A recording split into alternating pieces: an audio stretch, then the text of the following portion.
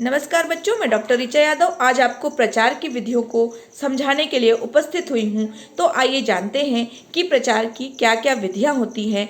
सबसे पहले प्रचार की विधि होती है कि नामकरण विधि कह सकते हैं इसको, नेम कॉलिंग डिवाइस। इस विधि द्वारा प्रचार करने से समय प्रचारक अपने समर्थकों के लिए अच्छे नाम और अपने विरोधियों के लिए ऐसे नामों को पुकारता है कि वह समाज की नज़र से गिर जाए और बदनाम हो जाए। प्रचारक अपने विरोधियों की बुराई करता है और जनता में उसके प्रति प्रतिकूल भावनाएं जागृत करने का प्रयास करता है। वह कई बार अपने विरोधियों का नाम इतना बुरा रखता है कि जनता उसका उपहास करे। कई बार विरोधियों के द्वारा गद्दार, घूसखोर, देशद्रोही या विज्ञापन जब किया जाता है तो आपके स्वास्थ्य के लिए गलत चीज है, इस तरीके का बताने का प्रयास किया जाता है। दूसरा होता है प्रमाण पत्र विधि।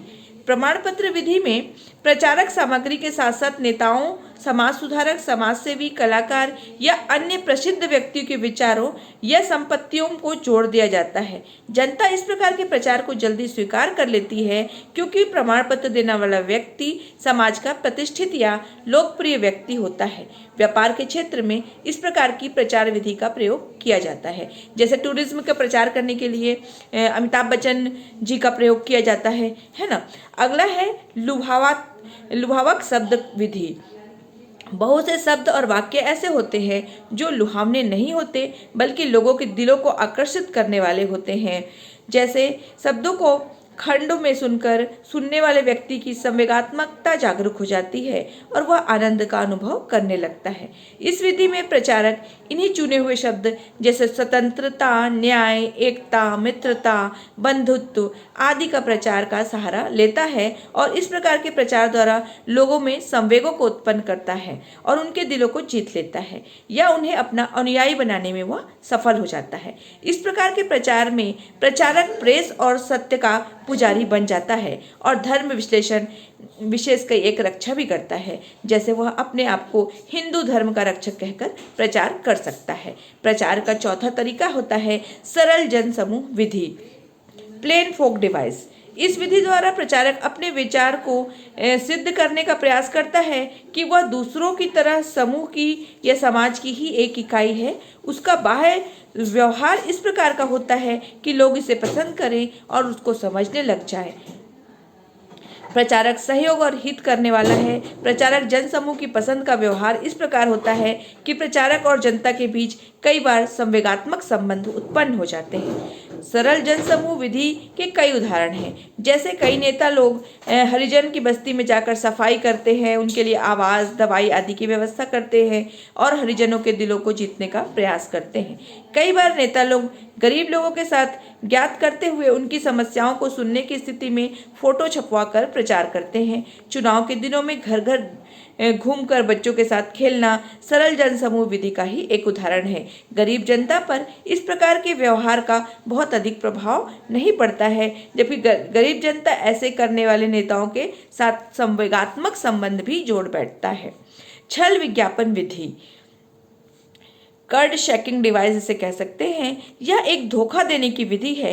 इस विधि के द्वारा प्रचारक लोगों के सामने गलत बात कहकर प्रचार करता है और वास्तविक बात को छिपाता है। ऐसा इसलिए करता है कि लोगों के उद्देश्य की पूर्ति हो सके। इसमें सत्य छुपाने के साथ साथ जनता में भ्रम की स्थिति को भी उत्पन्न किया जाता है और धोखा देने का भी प्रयास किया जाता है। चुनाव में प्रचार करते समय इस विधि का बहुधा प्रयोग होता है। राजनीतिक पार्टियां जनता में अपनी प्रतिष्ठा बनाने के लिए इस विधि का सहारा लेती है। इसके बाद आता है सार्वभौमिकता विधि।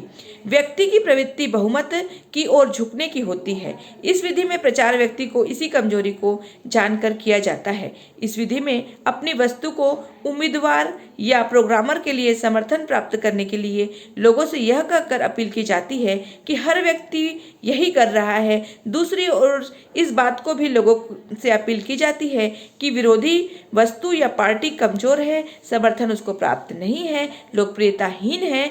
इस तरह की अल्पसंख्यक के लोग बहुमत की ओर झुक जाते हैं और बहुमत ना होते हुए भी उसके प्रभाव में आकर वो उनका समर्थन करने लगते हैं। हस्तांतरण विधि, ट्रांसफर डिवाइस। इस विधि द्वारा प्रचार करते समय प्रचारकर्ता अपने नीतियों को या प्रचार सामग्रियों को किसी सार्वभौमिक रूप से सम्मिलित प्रतीक जैसे ईश्वर, क्रास, देवता या अलौकिक शक्ति के साथ संबंधित करता है और इस प्रकार हस्तांतरण द्वारा अपनी सुझाव नीतियों के संबंध में जनता से स्वीकृति प्राप्त करने का चेष्टा करता है। कई बार प्रचारकर्ता अपने पार्टी के झंडे या राष्ट्रीय झंडे के साथ अपनी प्रचार सामग्री को छपवाकर अपनी नीतियों का प्रचार करता है। अंतिम विधि होती है भय कक्ष विधि। इस विधि के द्वारा प्रचारक जनता में भय और रक्षा को भड़काता है और अपने स्वार्थ की सिद्धि करता है। इस प्रकार आज हमने देखा कि प्रचार के कितने इस प्रकार हमने देखा कि प्रचार का मनोविज्ञान क्या है।